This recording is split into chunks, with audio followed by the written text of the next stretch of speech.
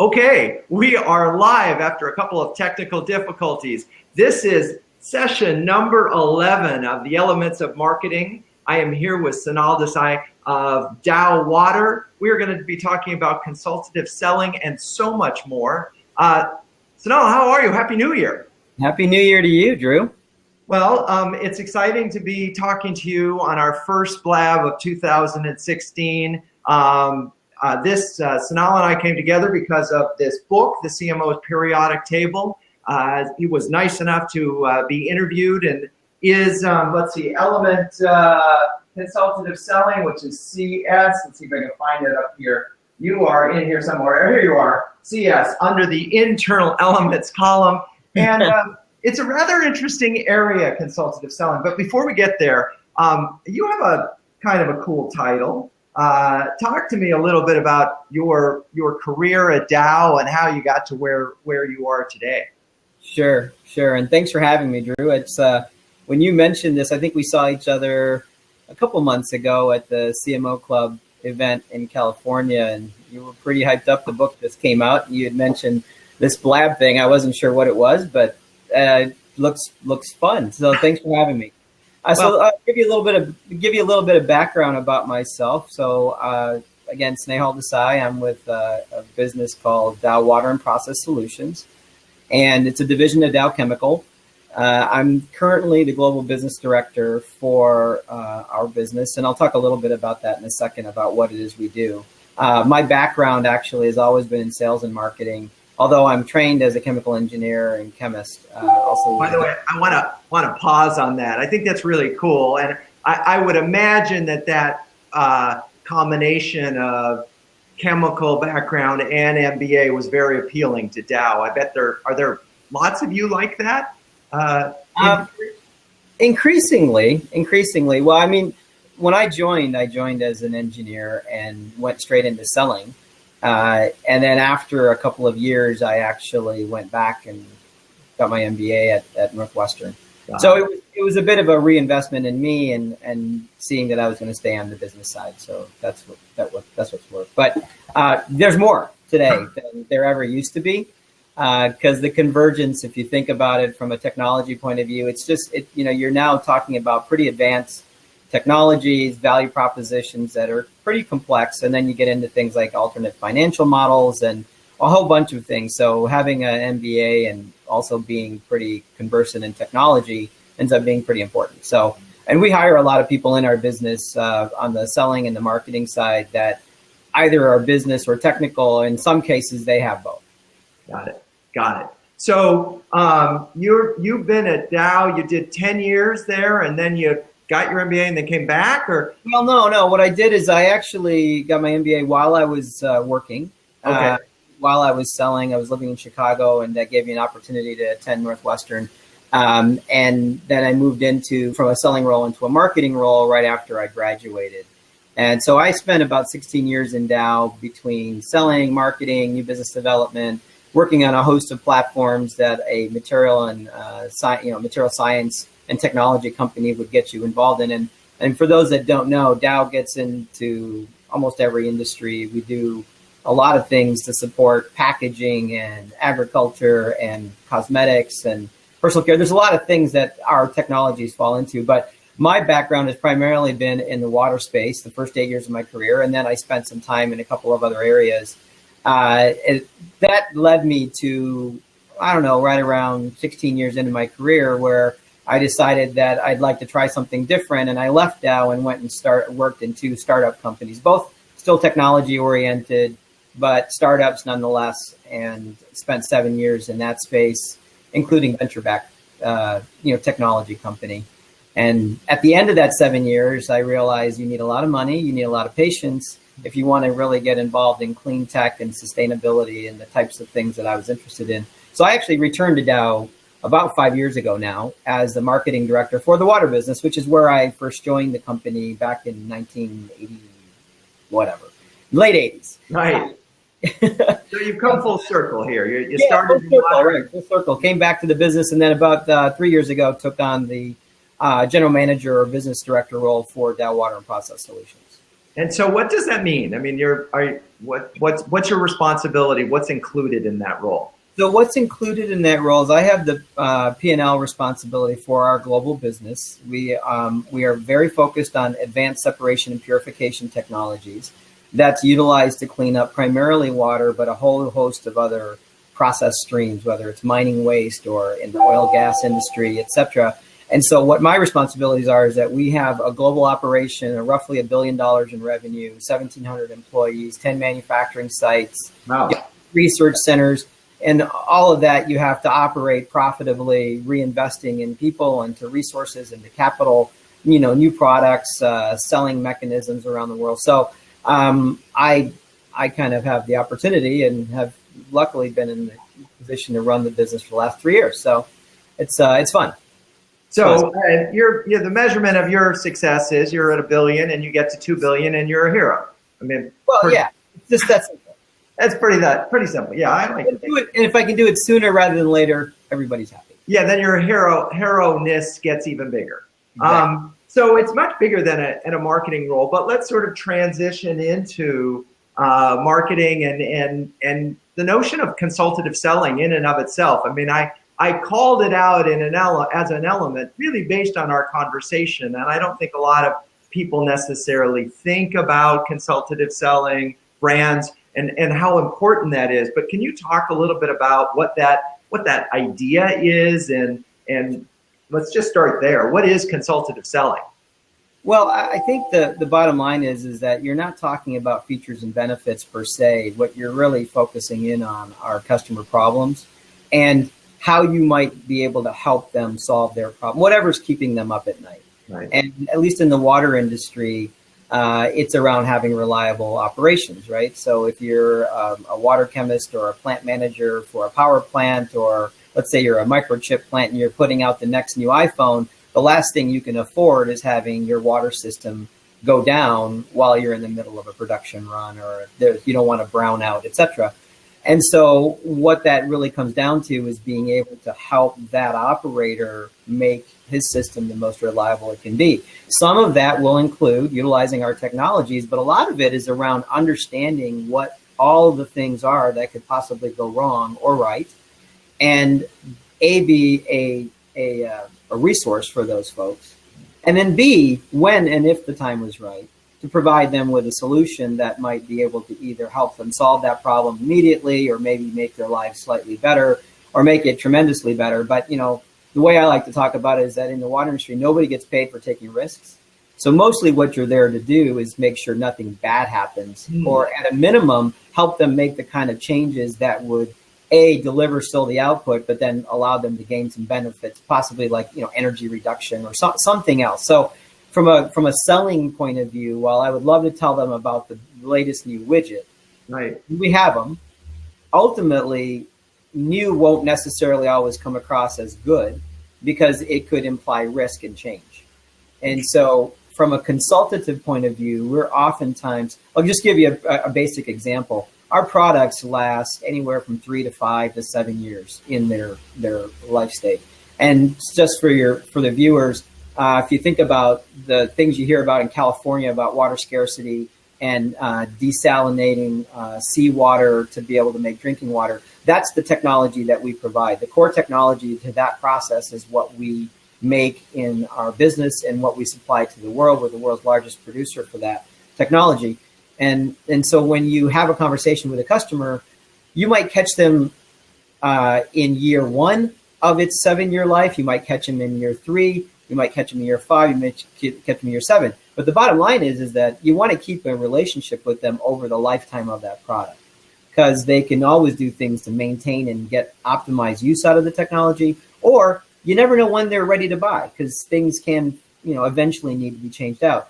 So from a consultative standpoint, we do a lot with, our technical service people, our sales people, who are also mostly technically trained, to help customers understand what a proper operating system looks like, what are some things they can do to maintain it and to keep it running in the way that they had originally intended, and then also provide them with some techniques, whether it's financial or others, to determine when is the best time for them to replace. And so almost all of our folks are skilled in those those kind of questions and walking people through, not a wizard, but, similar to that, where you think about that in a lot of B2B cases, where if this is happening, then you might do that. If you see this other condition, then you might take another path. But ultimately, it's to be a trusted advisor to those customers so that when and if the time comes for them to want to buy something new or need to maybe take a look at another alternative or seek an upgrade, they'll call us first. That's fun. I want to use the term reverse osmosis just because it's a cool term and we all heard of it in chemistry. But if I have a reverse osmosis filter or some other object that does that, at some point it's going to break. Am I going to, 5 years in, which is the average time it breaks, am I going to get a call from someone in some service or sales that says, hey, you've had this for 5 years, it's time to either replace it or upgrade? Yeah, well, and so you hit on really probably one of our main business issues right now, in that in the early days, let's say 20 years ago, because the technology's been around 30 years, really didn't come into its own for the last 15, 20, we could literally call all those guys. We could go visit many of those people and we could have a very intimate conversation about when it is time for them to change. But we've literally gone from hundreds and thousands of customers to tens of thousands of installations. And it would be anywhere close to maybe even 400, 500,000 installations. So now you're going to get into this mode, well, I'm never going to scale my organization in a way to touch all those people and to make that phone call and to reach out. So now we're talking about how do you integrate digital in a way that allows us to maintain some of that intimacy, yet still wanting to deal with real people, right? I mean, I think ultimately you find that that's what people are doing. People buy from people, and it's no different in the B2B space as it is in anything else. Right. And so that's really our business challenge right now is how do we scale this intimacy consultative model in a manner that allows us to get not only to the hundreds and hundreds of thousands of installations, but it's much more global today than it was 15, 20 years ago. So can I do all my business in English? No, I can't. Can I do all my business in my time zone? No, I can't. And oftentimes what we're finding is that many of our clients are doing what all of us do, which is they go to the web first. Right. They try to get some help for themselves before they really wanted to talk to anybody. So now we have to make those tools and some of that decision-making information available to them in an online form, as well as then having very, very smart people contact them and walk them through. Because we do have different kinds of buyers, some that have been doing this for years and like it the old-fashioned way, and a lot of us, like myself, I'd like to go figure it out first myself. If I can, I feel better for it. But we have people out everywhere in between. We have to be able to flex with them.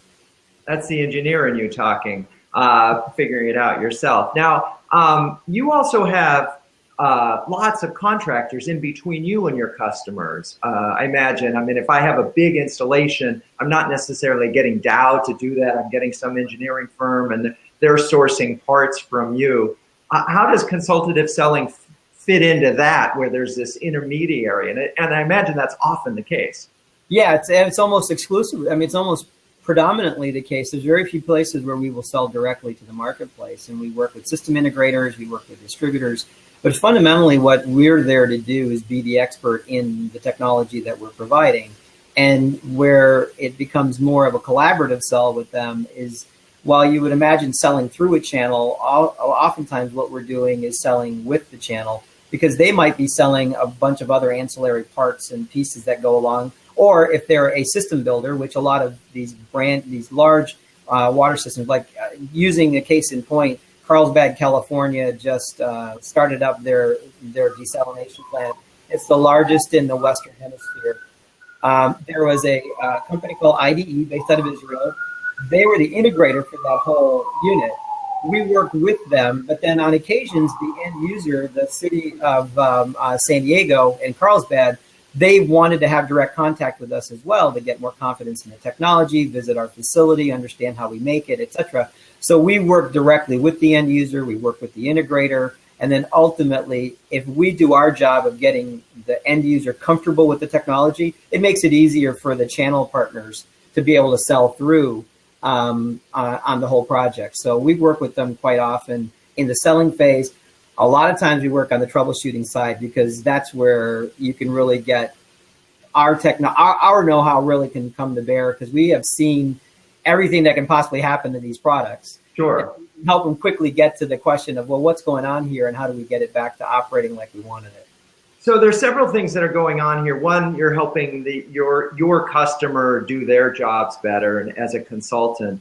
How much, so when they're putting this program together, they have choices of parts and things. And I bet some cases it could be all Dow or it could be just a few Dow. How do you make sure that when you are consulting, that you are sort of truth brokers and not just saying, oh, by the way, you could make this whole thing Dow, it'd be a lot better.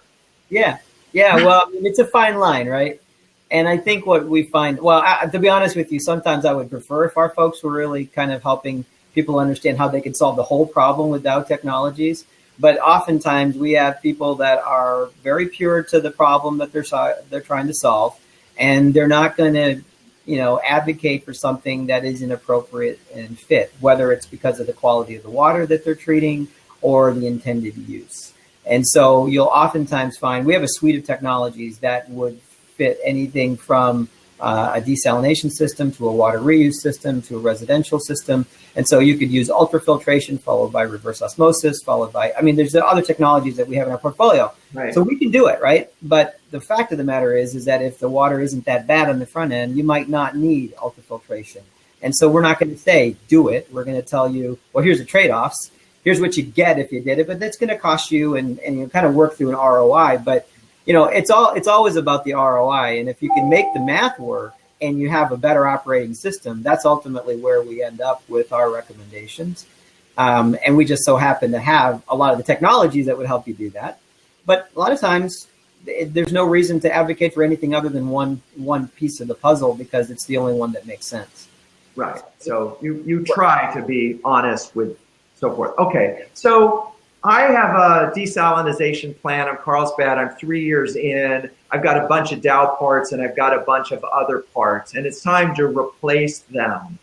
They could have this parts as parts mentality, like, I just need some batteries. Why do I, let me just buy the store brand. How do you make sure, and what role does brand play in the selection of these replacement parts for Dow Water?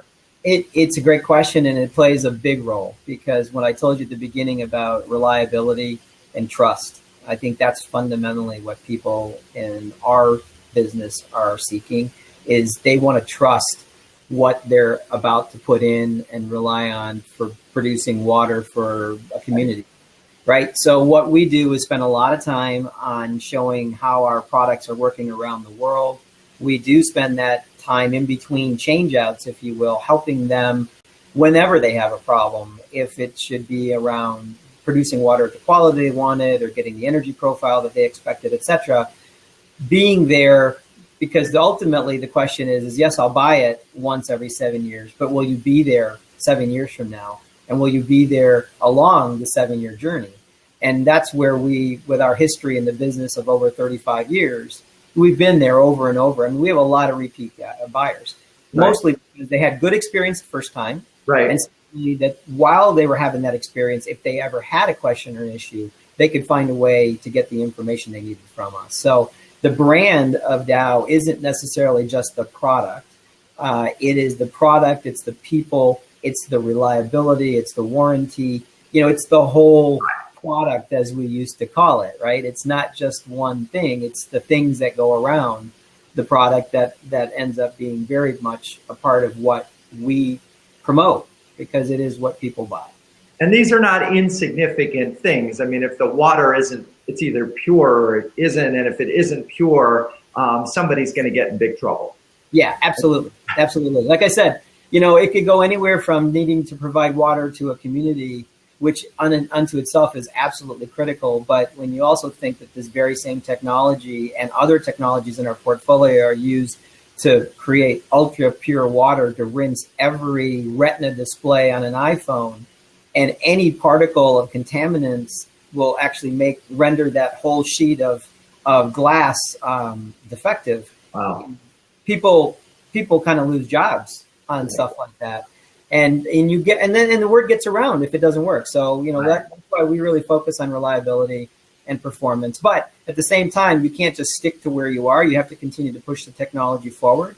Energy is a big deal when it comes to water treatment. And so we're always driving energy needs down. But that's an innovation, and people think of innovation either as a good or a bad thing, depending on, where you stand. So we try to make it the most effective way of communicating that these are trusted. These are done by the people that you know, by the brand that you trust, that delivers the quality that you expect. And I think people have had the experience enough that they appreciate it, and they also get that experience when they buy. Well, and I'm listening to you, and it's an interesting thing. I've talked to a lot of people who work for brands that are 50, 100 years old. And it's a double-edged sword because you have this reliability and trust, and they've been around forever. But the last thing you would think of them is innovative, right? And so a young company could come along and say, hey, we're the water internet of things. We can do all these cool things and connect all the devices and make everything connect. So you won't even have to hear from us. We'll just, the sensor on the device will, you'll send you a little note saying, replace it, here's a click, buy it, and we'll send the engineer. I mean, some, new company could come in and innovate, and the last thing they think is that Dow could do that. How do you stay both trusted and current? Well, I think, so here's the thing, Drew, every time you ask me a question, you're like, that's in my head. That's what we've been working on for the last few years. And it's not an easy thing, but what I can tell you is that there are pockets of the world where you have people that are greater risk takers, those that aren't, people that would like to see it 100 times done, and others that would like to be the first one. And so we've done a nice job over the years finding those places in the world where the early adopters that really would be willing to embrace a change in scheme or a new upgrade in technology is willing to partner with us to basically deploy it, and then to talk about it, right? I mean, that's ultimately the name of the game. I mean, to do it and only keep it to yourself, while that's good, that wouldn't be nearly what we would need out of it. So we really cultivate references all over the world in all kinds of conditions, and then keep pushing the technology because ironically, if we were imagining that, let's say processor speeds in a computer, if we ever got to the point where we said, that's fast enough, we're done. Right. Then everybody would kind of catch up to you, right? And then competition would clearly make this into a commoditized game. But it's the same case for water, which is you can always make it less energy intensive. You can always deal with waters that are even dirtier and still make drinkable water. You might also always be in a situation where you would like to get to a purity that allows us to do things with the water that we couldn't do before. So we're always going to be in a position of needing to do better. Right. And therefore, we always have that push to say, okay, how do we innovate? How do we create a better solution for our customer? And the nice thing for us is because we are so entrenched in the market, we see all those use cases.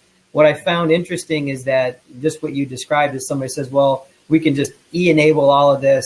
Right. Just talk to Watson and Watson will figure it out for you, right? Well, true, maybe someday, but the reality is that every condition is different, every experience is different, and at the end, you have to still connect those dots. Even machine learning is going to take. I'm not saying we won't get there. I think we will. But the combination of an innovation engine, all the installed base, and we have as much as capability as anybody to make things e-enabled and digitized. Who would you rather work with, right? At the end of the day, do you want to talk to the people that have done it enough to tell you what the data is in the background and how to interpret it? Or do you want to work with somebody new? And I think oftentimes we find people would like to work with those that have the experience. Yeah, I mean, it's interesting. I think experience really matters in your category, probably more than the innovation factor. But I do think it's an interesting challenge, and I'm sure it's one that you wrestle with a bit, because in a sense you have to constantly be competing with yourself, right? To do and make it and reimagine what water purification is all about. Was I anywhere near in the Internet of Things? Is that part of it? It's a real thing. It's a real thing. It's absolutely happening everywhere. In fact, you see a lot of what goes on in the water industry, and this is just me talking about what I do, right? So bear with me. But a lot of what we see out in the marketplace, whether it's in the consumer side or in the business side, it's about behavior change in most cases, right? Could we turn off our faucet when we're brushing our teeth? Yes, we could. Would that save a lot of water? Absolutely. Low flow toilets, etc. Blah blah blah.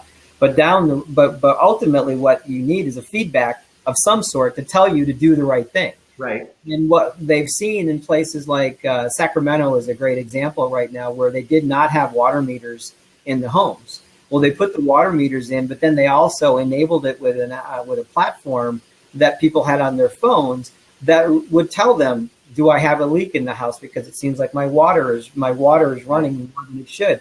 How much did I use water compared to my neighbor, and gamifying it, right? So a lot of what we talk about, while it might be the Internet of Things and it might be smart meters, ultimately it's the feedback loop to the user to get them to do the right thing. Because we'd all do the right thing if we just knew what the right thing was to do. And so I think the Internet of Things. You're more trusting of human behavior than I might be. I think we might need some reminders, some incentives, any combination of, an icon. Look at how little it takes for people to get all fired up about a game, right? I'll give you the next level up. I mean, it doesn't take a lot, but you're right. There needs to be something that gets people motivated. But in some of the most stressed regions, they're already motivated, and the consumer then is trying to figure out, well, what do I do? Yeah. How do I make the change that I think I'm willing to make? I just don't know what to do. So we're seeing that happen on the consumer side. The business side, or the B2B side, has been doing this for a long time with remote sensing and monitoring. The difference now is how do they build that intelligence in, not just as an alarm system, because it used to be, light goes off, now I should go do something. How do you make it more predictive?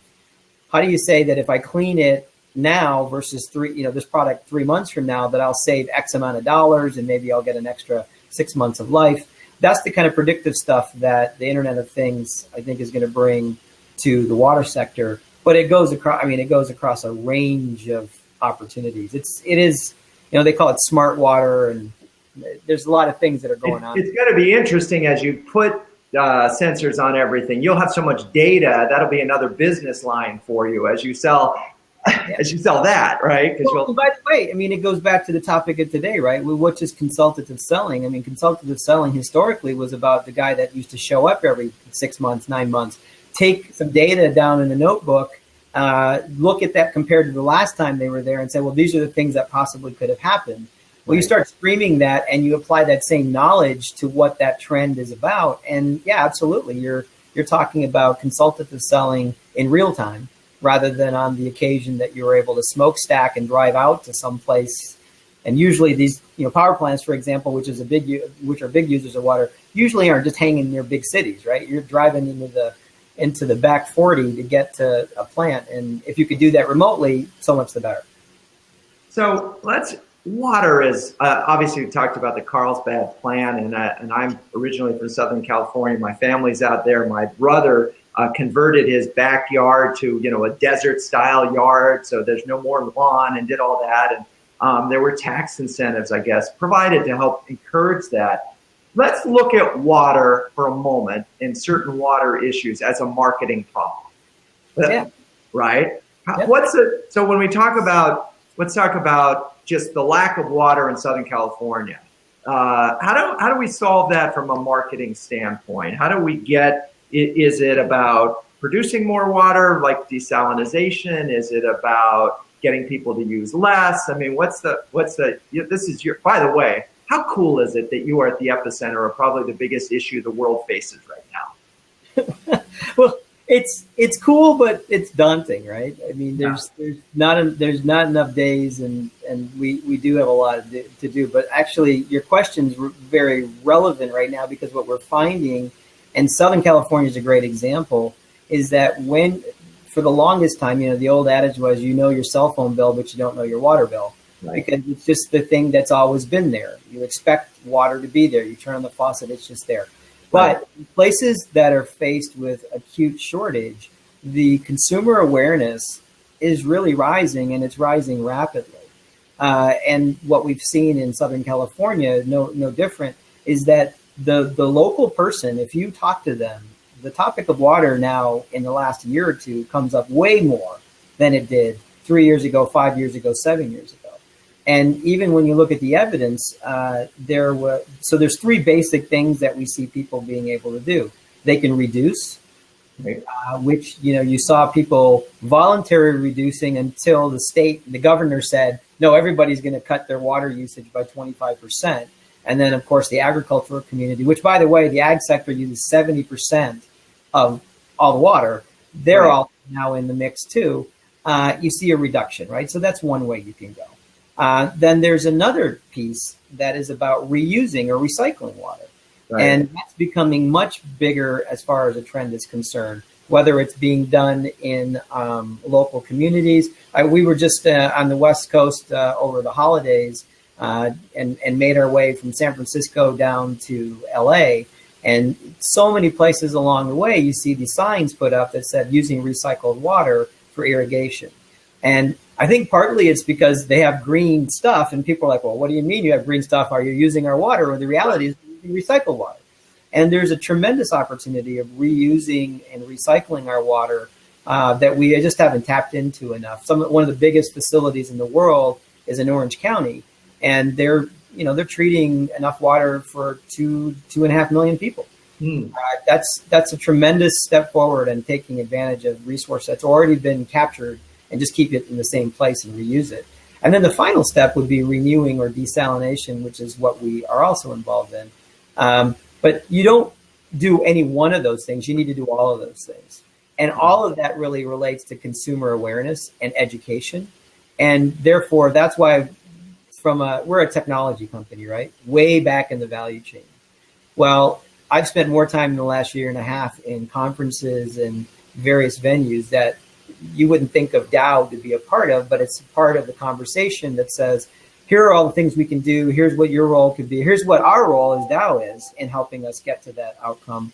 And we've joined a few advocacy groups, one being the Value of Water Coalition, which is really trying to get this question on the table for the lay consumer, which is, what are we doing to invest in our water infrastructure? Do you even know what it is? Do you know that we're severely underfunded? Do you know that, before you put the road over the top of the water pipe, maybe you should fix the water pipe? So there's a lot of work that can be done. But, Dow as a company, we're really focused on this concept of courageous collaboration. And that requires us to engage with a variety of different stakeholders. And in the specific case of water, it's to get this topic on the table, because it's not everywhere, right? Water is very local, but where it's a burning question, we want to be a part of that conversation. And that is a different form of marketing, right? We're wanting to be a part of the discussion. And at which point, when and if the time is right, our technologies may or may not have a fit, but we're at least there informing the dialogue and being informed. Well, yeah, exactly. You're learning at the same time. I love the term courageous collaboration. Just to explain where's the courage of it from your standpoint? Well, I think in many big companies, we sometimes are challenged with engaging with people that may not always have the same point of view. And it doesn't mean that it's one you shy away from, but there's some tough questions. And when we talk about also, working with NGOs as an example, sometimes can be a little perilous, depending on the nature of the topic or the relationship. But if you engage and you listen, you have a chance of actually finding out that you might have a lot more common than you thought. And what we found is in some very targeted relationship, like Dow has with the Nature Conservancy, as an example, the whole relationship was built around trying to find ways to value nature, because natural systems actually do a lot of good work for us. And yet we need to find a way to rebuild that. So here is Dow, a technology company, working with the Nature Conservancy to talk about how you use natural systems to treat water, for example. Not necessarily our technology, but wetlands and things like that.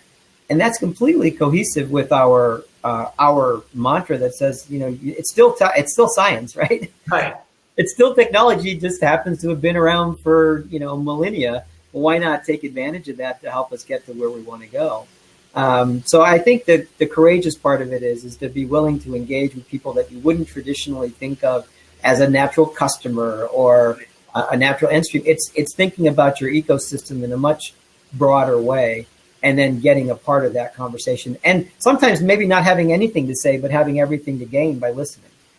And how do you put, so, it's one thing when you add another salesperson to your team, right? That means you either have more coverage or, better coverage, right, of your accounts. And therefore you can say this salesperson is going to equal this amount of revenue, incremental revenue, and it's an easy investment to make. How do you rationalize and investments in courageous collaboration? Where does that fit into when you're in the scheme of brand building and in the scheme of your purview? I mean, looking at it, how do you budget for that? Well, I think of it in the classical sense as just another form of marketing, in the sense that we could go to trade shows and visit all the same characters, right?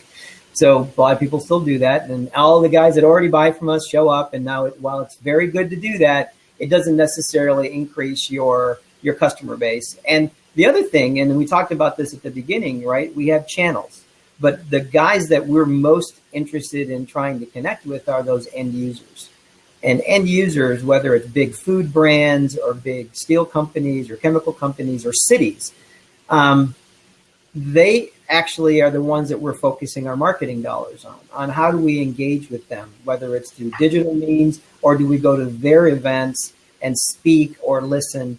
And so when it comes to, how do I invest, it's a mixed question for sure. Right. But we're veering more and more of our marketing dollars toward that end user. We're veering more of it toward digital. We're spending more time and thinking about content that would be relevant to that end user, not necessarily the content that was historically relevant to our channel partner.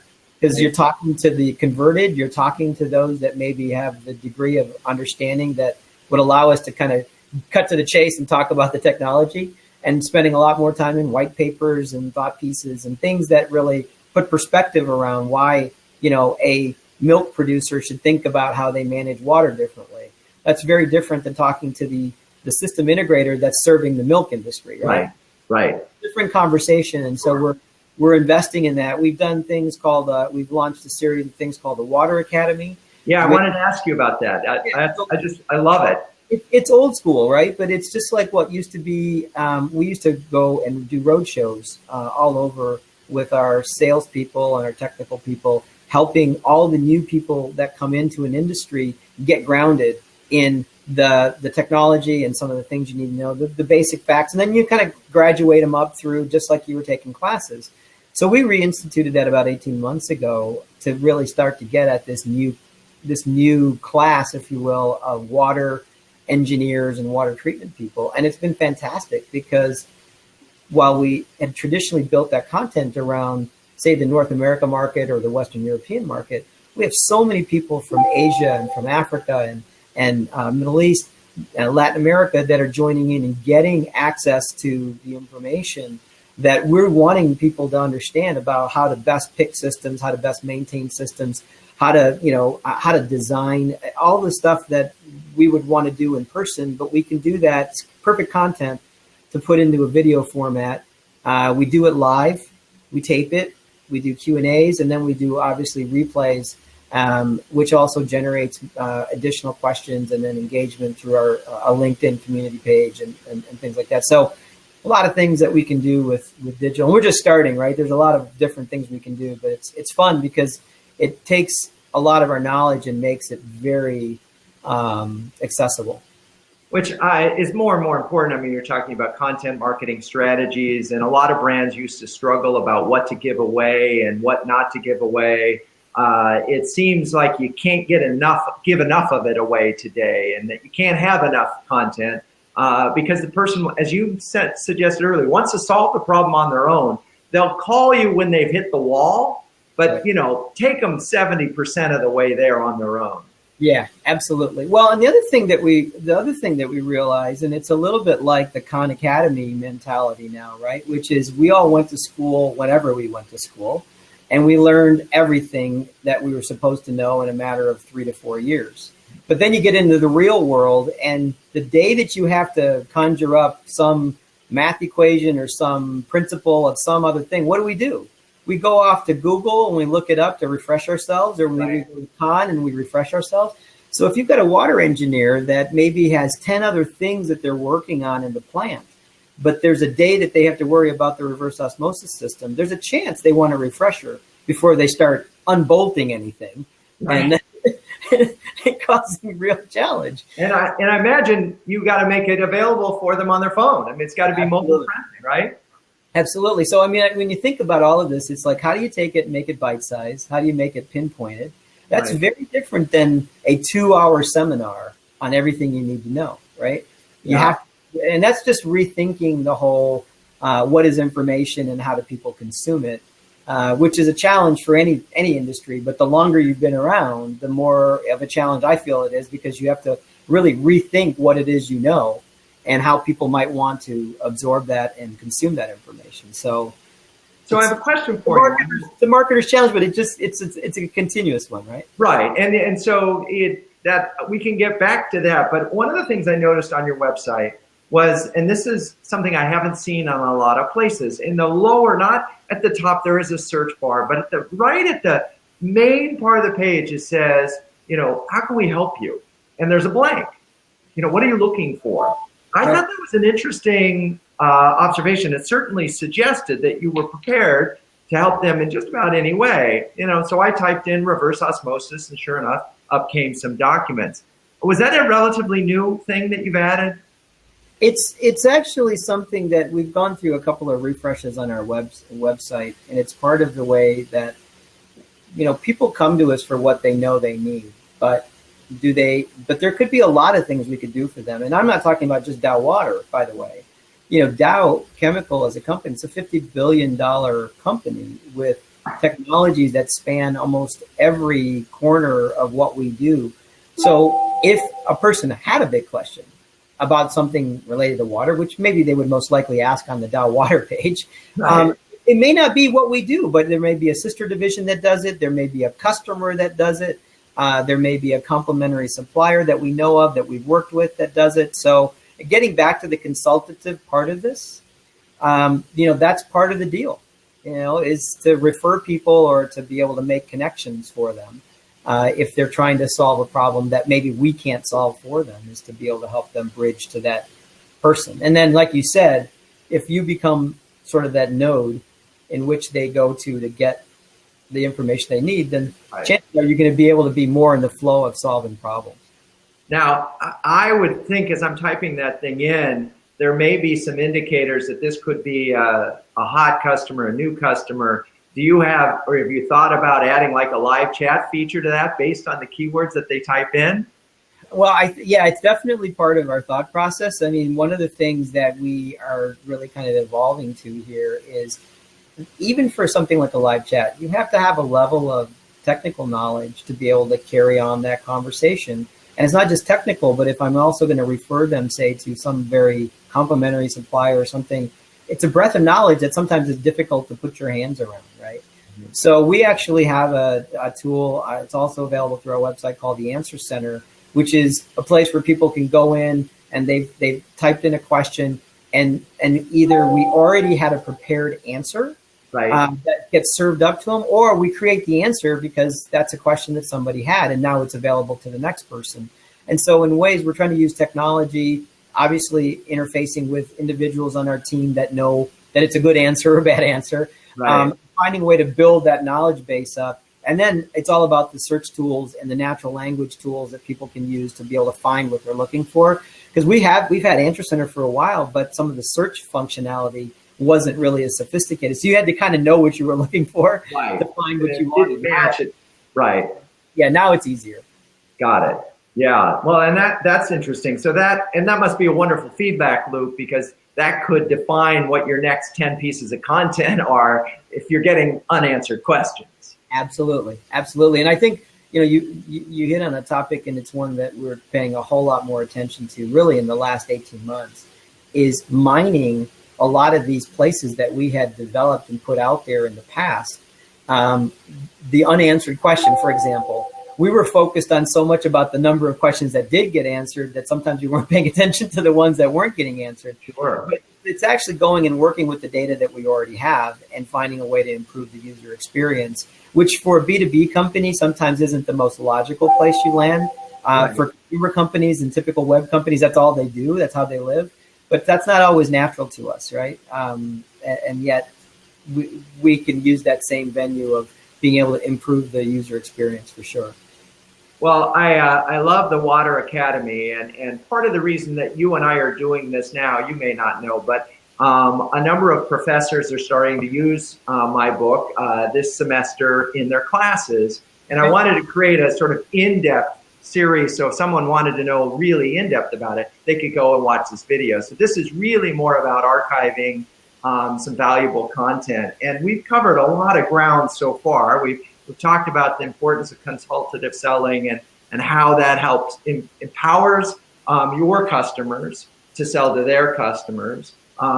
We've talked about as an organization, how you constantly have to be listening very carefully in order to figure out what content to create. And I thought that was really interesting as you talked about that transition from being here's the stuff that we want to say to, oh, wait, these are the things that we're not answering. And I would wonder, and this is something that I've had conversations with a lot of people who are in the social listening business, and they are now very quickly getting into the new product development area because they're hearing real time what the problems are. And 3 years ago, the social people did not have a seat at the table in new product development at all. And there was a great example for Microsoft, and I think it was Naval Pike who was talking about how now for Windows 10, they said, look, these are the 500,000 complaints we had about the last version of this thing.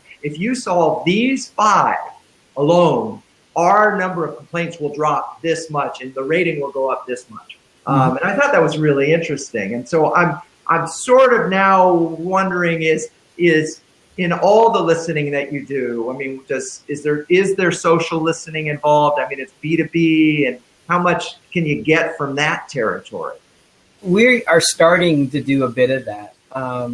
We did 2 pilots in social listening last year. We kind of focused in on a topic in a region of the world just to see what we would get, right? And it was pretty fascinating because, for example, residential water treatment, so point of use water treatment, is very much of a trend in India. And so we ran an experiment with a provider to do social listening using their tools to just see what were people talking about, and particularly in the consumer side. And there's a lot of conversation going on around the topic of water and home water treatment and what should I do. And the question for us is that it became too much, right? It's like, well, what do I do with that? Right. So the first step, though, is to know that it's happening. Now, that's the residential construct, which is a lot like consumer, which you would imagine there might be some things to mine and to get some insights. It's much more difficult in the industrial space. There's not a lot of guys on social talking about a problem they had in their boiler. It's just not the thing that they either can or will go talk about. Right. So there we're actually looking at maybe a little less, more on like LinkedIn and forums where people are asking each other questions or, things of that nature. So not necessarily Twitter, but other forums where people might be talking about having more of a conversation, but still something that's a place where we can convene and bring ourselves into the conversation if appropriate.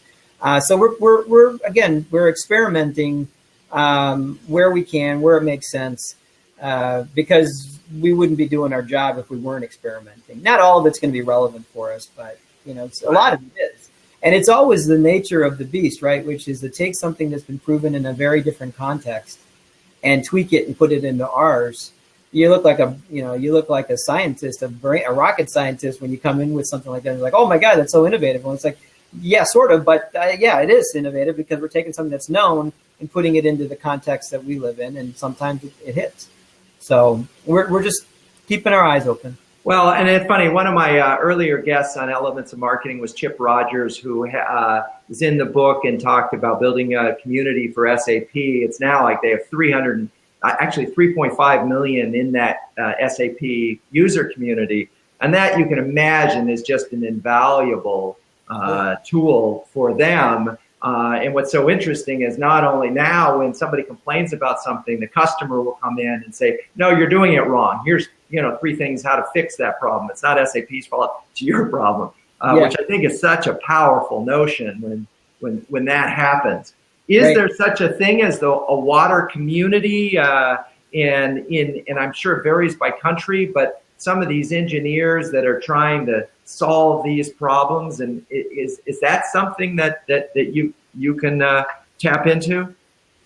There are, and they've emerged in a number of different places. I mentioned LinkedIn. There's several user groups there where they're really helping each other. They post questions of, hey, how do I do this? How do I do that? Reddit has a little bit going on, although not as much. And I think what you're seeing also, there's a couple of private networks that have started to emerge. I don't think those are going to be nearly as successful because, in some sense, what I've seen is that, so you have big companies like ourselves, you also have water service companies out there like Ecolab or GE, has a water service company. And these guys are the people that go right into the plant and they're working with the chemist all day long every week. Well, a lot of those guys retire and they still would like to work. And so they're starting up as independent businessmen. The challenge there is that what they're giving away is, like you said, you're giving away what is probably the value in telling people what to do. But more and more of these folks are retiring and looking at it as a sidelight, or just like to stay involved, or they just like solving problems. Right. So there's a community of people that have emerged. But at the same time, there is a completely nascent industry, or at least knowledge base, in other parts of the world. So I've looked at a lot of these sites, and you have a lot of water engineers or people that are in the utility space in India and Vietnam, and various countries in the Middle East that, it's a huge area of work for them, yet they don't have the base of experience. So they're out there asking very basic questions. And I think that's where you're seeing a lot of engagement right now on just the basics, which gets back to the Water Academy thing, right? I mean, the basics are still important because you have more and more people coming in. There's not a lot of people getting taught water chemistry in college. Yet that's a job somebody ends up in, right, when they get out. So they're looking for ways to supplement what they might have learned in college with what they need to know to do their job. And it's happening in a variety of forums. But I think there's going to be more expert communities, but it's a little different because there's no universal. The issue with water is then it always comes down to, well, it depends. Where are you? What's in it? What are you trying to do with it? By the time you finish all those questions, you might as well call them, right? Yeah, that's true. So I've been working on a theory, and some people have been asking me about the book and about what are some of the characteristics that make CMOs and marketers and executives successful. And I've come up with an acronym, and it's CATS. And it's, could be the cool cats. That may be you among the cool cats. But the first is courage, and we talked a little bit about that and the need to have courage.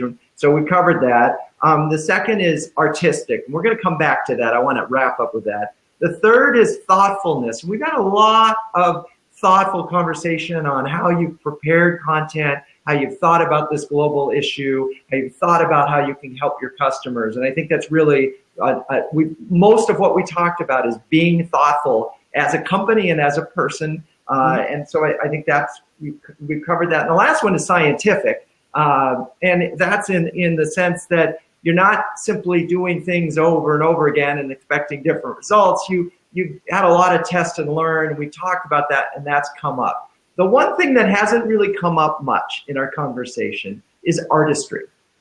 And I'd like to just spend a minute or two, if you will, and I'm not talking about Picasso here, but I am talking about curiosity and creativity and some of the things that where you're connecting dots that other people might not be able to connect, or that's sort of the creative part of your job and why that's important. First of all, do you think it is an important characteristic of what you do? Well, It's funny.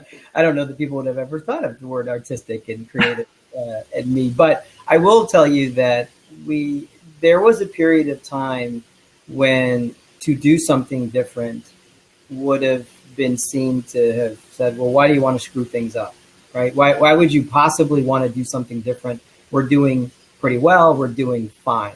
Right. Why break it? Fine, by the way, is probably the most evil word, right? If you're doing okay, good, fine, that should tell you that you should start to worry, right? But I think the thing that many people like myself, and there are many of us, that you get a little restless, right? You say, there's got to be a different way. I'm sure there's another way. It doesn't mean that it's a better way. It just means that there's another way. And so one of the things that we've been doing a lot of, and I mentioned it a few times, is trying stuff. I mean, what's the worst thing that can happen, right? If you walk into it saying, well, nothing bad could really happen from this, and you do everything under the guise of a pilot. I heard a great comment from a woman at a conference. She was, I think she was the head of digital for Chase or somebody, and it was either her or I can't remember, but the person said that they had adopted the term pilot because pilots don't always have to have ROIs, because most of the ROI comes in the learning, and you have a hard time putting dollars on learning. But I like that, because when you think about a lot of what we do as marketers, or now as we're running businesses, you have to experiment to push the edges a bit, and they don't have to be big bets. But the question is what do you choose to experiment on? What do you choose to pilot? And that, when you made the comment about connecting these dots, is to be able to understand, how does that running that experiment allow me to do something next, rather than the absolute nature of what I learned in the pilot. But are there going to be intangible or tangible things that I could apply to the next pilot? Because you're going to just run a series of these, right? You never get done. You're always evolving it.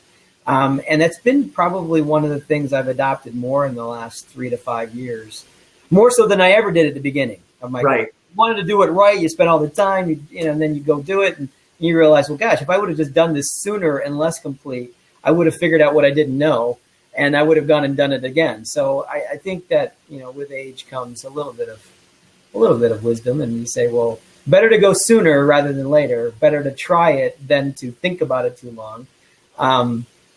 Those kind of things. But then you have to kind of know what to go do. And that's probably where the connecting the dots. And the one thing I'll tell you is that over the last 18 months, I've spent more time in non-traditional venues for myself, to be able to maybe see some of those things that I might not have seen if I would have just gone to the usual places. Right. That's the curiosity. Yeah. And that's what I'm seeing. Well, I want to thank you, Snehal, for joining me today. It's been a really interesting and enlightening conversation. We have been talking about a lot of things, including consultative selling and how important water is to the world. I'm thrilled to have you here as a guest, and first, I want to wish you a happy New Year, and I wish you Godspeed in solving the world's water problems. Very good. Well, I appreciate it, and I thank you for having me on. I appreciate the interest, and I love having this. The format's great. It's a way to have a good conversation. With this being captured, I'll be able to share it with folks that might want to hear it in my world. But I think that I mentioned to you before about this being a wicked problem, right, around water.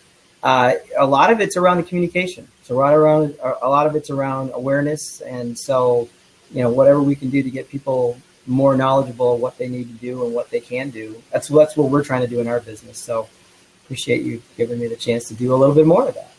My pleasure. All right. Well, thank you again. And I'm now going to sign off and pause the recording. Okay. Thanks.